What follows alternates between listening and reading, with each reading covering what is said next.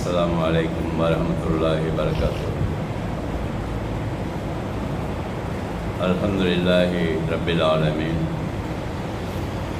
والعاقبة للمتقين والصلاة والسلام على رسول الله صلى الله عليه وسلم وآله وصحبه أجمعين أما بعد.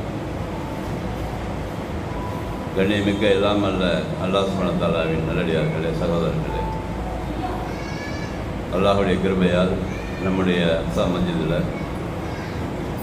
ஒவ்வொரு வாரம் ஞாயிற்றுக்கிழமை மகரிப் தொழுகைக்கு பிறகு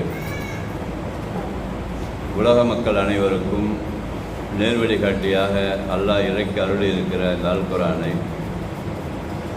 அரபியில் ஓதி ஒவ்வொரு வார்த்தைக்கும் அதனுடைய அர்த்தம் என்னவென்று பார்த்து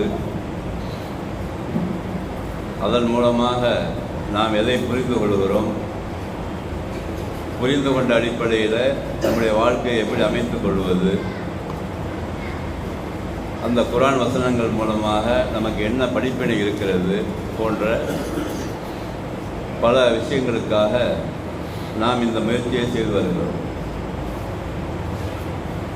இந்த முயற்சியை பொறுத்தவரை ரசூலுல்லாஹி ஸல்லல்லாஹு அலைஹி வஸல்லம் அவர்கள்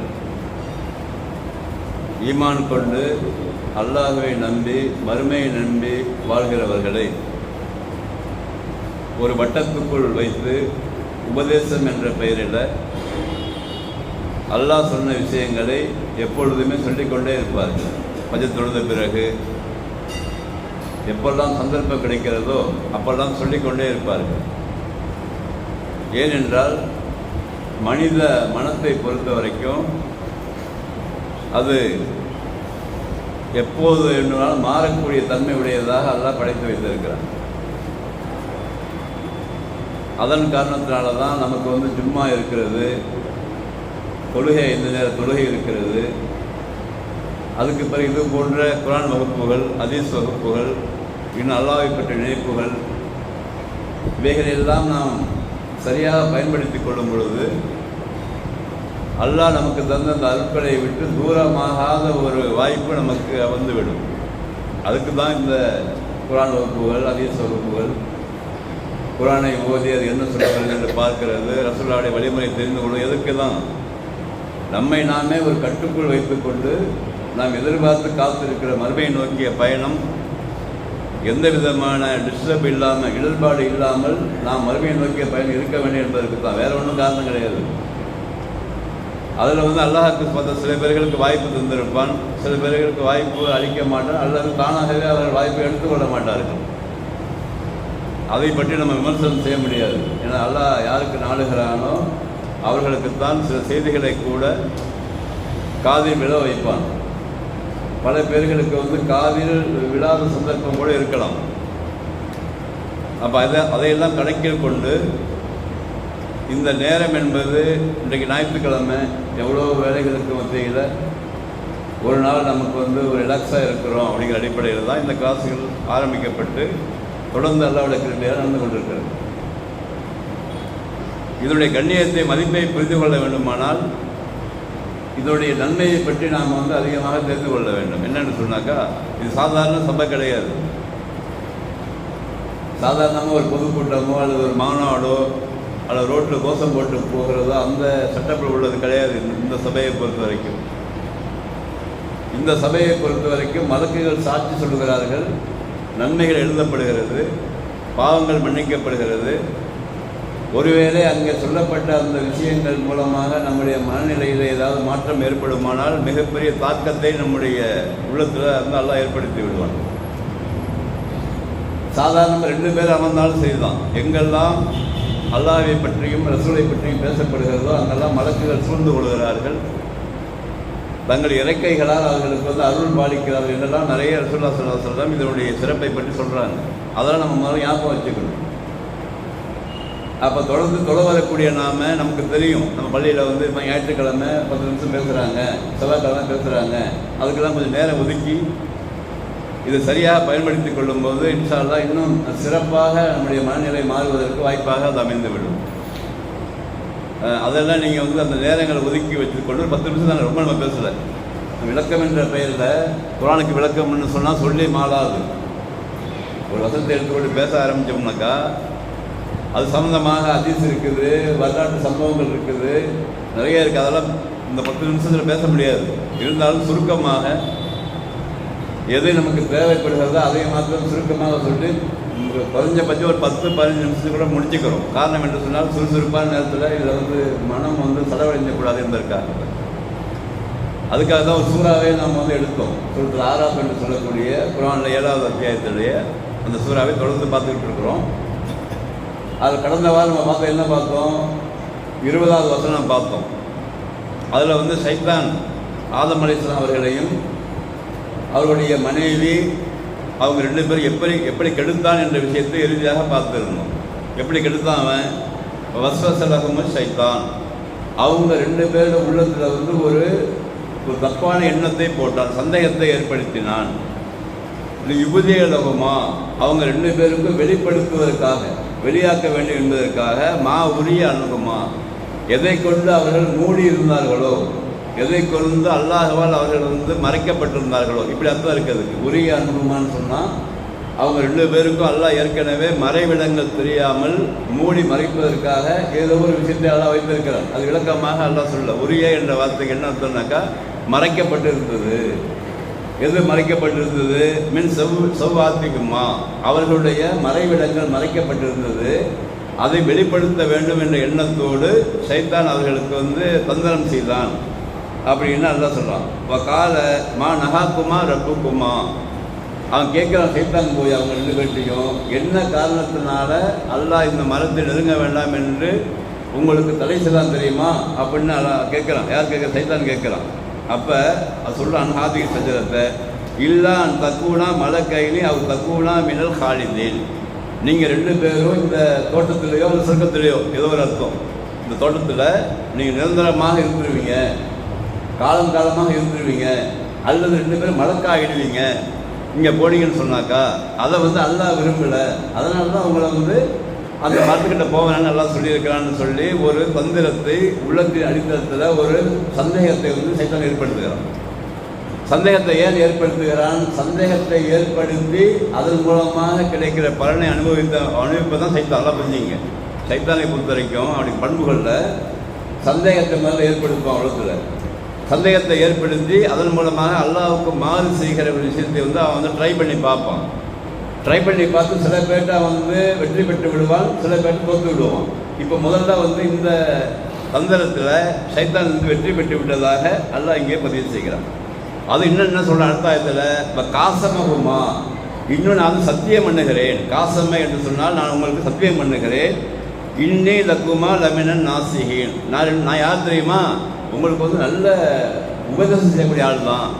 எப்படி சொல்கிறான்னாக்கா, எப்போ நான் சத்தியமாக சொல்கிறேன், நான் வந்து யார் தெரியுமா? உங்களுக்கு உபதேசம் பண்ணுறேன், நல்லதுக்காகப்பா சொல்கிறேன். இப்படி சொல்கிறது. உங்கள் 2 பேரும் நல்லது தான் சொல்கிறேன், கேட்டால் கேட்க கேட்டால் போ, இப்படி சொல்கிறது. தந்திரத்துக்கு கடைபிடிச்சு அதெல்லாம் சொல்லுகிறான். இப்போ தல்லாகுமா பி குரு, அவங்க 2 பேரையும் அந்த தந்திரத்தை பயன்படுத்தி அவர்களை தரம் தாழ்த்தி விட்டான். ஒரு ஏமாற்றத்தை ஏற்படுத்தி ஏற்கனவே தரம் உயர்த்தி எல்லாம் வைத்திருக்கிறான், அந்த தரத்தை வந்து தாழ்த்தி விட்டான். பலமா தாக்க சஜரத்தை, அவர்கள் அந்த மரத்தை சுவைத்த பொழுது அப்படின்னு வாசகம் இருக்குது. அதற்கு வந்து ரசூல் ஸல்லல்லாஹு அலைஹி வஸல்லம் இன்னும் தாபியங்கள் தௌஹீத் தாபியங்கள் மார்க்கறிஞர்கள் விளக்கம் கொடுக்கும்போது அங்கே வந்து கனி என்று அதுக்கு அர்த்தம் வைக்கிறாங்க. இங்கே டேட்டா இருக்குது, ஏதாவது கனி என்று பழம் என்று இல்லை. இங்கே புராணத்தில் தாக்க சஜரன்னாக்கா அந்த மரத்தை சுவைத்தார்கள் அப்படின்னு தான் இருக்குது வாசகம். அந்த மரத்தை சுவைத்தார்கள். சுவைத்த உடனே பதத்தில் லகுமா செவ்வாக்குமா, அவர்களுக்கு இருந்த அந்த மர்ம உறுப்புகள், இன உறுப்புகள் வெளிப்பட்டு விட்டது. அது வெளிப்பட்டு விட்டது என்று சொன்னால் ஏற்கனவே இருக்கிறது. அது வந்து என்ன வேலையை அது செய்யும் என்ற அந்த உணர்வை பெற்று விட்டார்கள் என்றெல்லாம் மார்க்க அறிஞர்கள் விளக்கம் கொடுக்குறாங்க. பதத்தில் லகுமா செவ்வாக்குமாங்கிறதுக்கு ஏற்கனவே அல்லாஹ் மறைத்து தான் நல்லா வைத்திருக்கிறான். அந்த மறைக்கப்பட்ட அந்த விஷயத்தை வெளிப்படுத்துவதற்காக சைத்தான் முயற்சி பண்ணணும். அப்படி முயற்சி பண்ணுறதை வெற்றி பெற்று விட்டால் அதற்கு பிறகு அந்த ஆதம் அலைஹிஸ்ஸலாம் அவர்களும் அவர்கள் மனைவியும் என்ன செஞ்சாங்க? அந்த இன உறுப்பு இருக்கிறது என்ற உணர்வை பெற்றுக்கொண்டார்கள். அந்த உணர்வு அந்த அந்த எண்ணம் வந்துருந்தவங்களுக்கு ஏற்கனவே வந்து அந்த அந்த நினைப்பு அவங்களுக்கு இல்லை. சாதாரணமாக அவங்க மட்டும் இருக்கிறாங்க. அப்போ அந்த மரத்துக்கிட்ட போன பிறகு அவங்களுக்கு ஒரு வெக்க உணர்வு ஏற்படுகிறது. அப்படி வெக்க உணர்வு ஏற்பட்ட பிறகு இப்போ தஃபீகா எக்ஸிபானி அலைஹிமா, அவர்கள் விரைந்து செல்லுகிறார்கள் மூடிக்கொள்வதற்காக.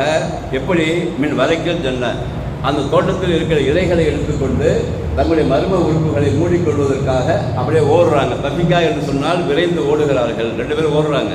அப்படி ஓடிக்கொண்டே இருக்கும்போது உடனே அல்லாஹ் கேட்குறான், நாதாகுமா ரப்புகுமா, அவர்களை படைத்து வளர்த்து பரிமாணம் செய்கிற அல்லாஹ் வந்து அழைக்கின்றான், அலம் அன்ஹாக்குமா அன் திருக்குமா சஜதத்தை, நான் உங்கள்கிட்ட வந்து இந்த மரத்துக்கு போவேனா என்று நான் சொல்லவில்லையா. உடனே அல்லாஹ் கேட்குறாங்க, ஓடிட்டு இருக்கிறாங்க அவங்க மறைக்கிறதுக்கு.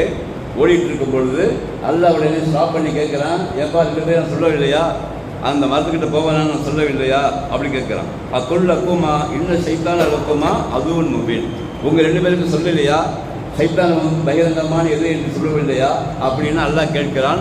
கேட்ட உடனே அவங்க புரிஞ்சுக்கிறாங்க, ஆகா நம்ம தப்பு செஞ்சிட்டோம். கேட்ட உடனே அவங்களுக்கு அந்த உணர்வை எல்லாம் போட்டு விடுகிறான். அப்போ சைத்தான் நம்மை வழிகெடுத்து விட்டான் என்ற விஷயத்தை புரிந்து கொண்டு அல்லாஹ் கேட்ட உடனேயே 2 பேரும் சுதாரித்து கொண்டு உடனே துவாவின் பக்கம் சென்று விடுகிறார்கள். என்ன துவா செய்கிறாங்க, காலா 2 பேரும் சொன்னாங்க, ரப்பனா லலம்னா அன்புசனா. இங்கே தான் நம்மளுக்கு மிகப்பெரிய பாடம் இருக்கிறது. ஒரு தப்பை வந்து அல்லாஹ் கட்டளையிட்டு இருக்கிறான். கட்டளையிட்ட பிறகு அதை வந்து சைத்தானுடைய திருடுதலால் அவங்க மீறி இருக்கிறாங்க. மீறின உடனே அங்கே வாக்குவாதம் செய்யலை, அல்லாட்ட வாக்குவாதம் செய்யாமல் சைத்தான் நம்மை கெடுத்திருக்கிறான் என்ற எண்ணம் அவர்களுக்கு உள்ளே வந்த உடனேயே அவர்கள் உஷாராகி, ஆகா நம்ம வந்து அல்லாஹ்வின் கட்டளை மீறிவிட்டோம், இப்போ ஒன்றும் செய்ய முடியாதுன்னு சொல்லி உடனே பாவ மன்னிப்பு தேடுகிற வேலையை பார்க்க ஆரம்பிச்சாங்க. ரப்பனா தலம்னா அன்புசனா, எங்களுக்கு நாங்கள் அநியாயம் செய்து கொண்டோம். இப்போ இல்லம் தகுஃபிர்லனா, எங்களை நீ மன்னிக்கவில்லை என்று சொன்னால், இப்போ தரகம்னா எங்களுக்கு நீ என்னை வந்து ரஹமத் செய்யவில்லை என்று சொன்னால், அருள் பாலிக்கவில்லை என்று சொன்னால், லக்குனுள்ள மின்னல் ஹாசிரீன், நாங்கள் 2 பேரும் நஷ்டவாதிகள் தான் ஆகிவிடுவோம். அதுதான் அருமையான வார்த்தை இது.